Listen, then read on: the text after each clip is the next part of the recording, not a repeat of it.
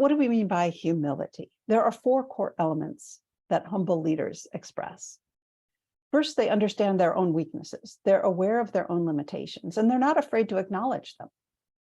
They're self-aware, and they hire staff that complement their strengths. So they fill in and hire people with strengths that they don't have yet. Second, they understand that their success is tied to the success of their team and their employees. They put the team first. They ask for advice and they listen. They delegate effectively. They share the credit and hoard the blame. They also operate with a service mindset. They invest in the development and growth of others. They focus on goals bigger than themselves or any one individual. And they take a long-term focus over short-term achievements.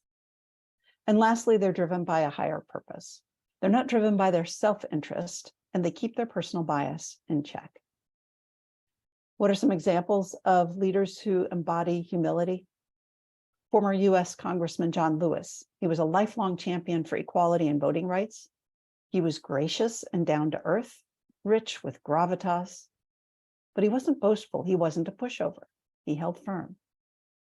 In business, I think of Indra Nooyi, former chairman and CEO of PepsiCo. She was praised for her humility. She was known for soliciting and listening to all opinions related to a subject before making a decision.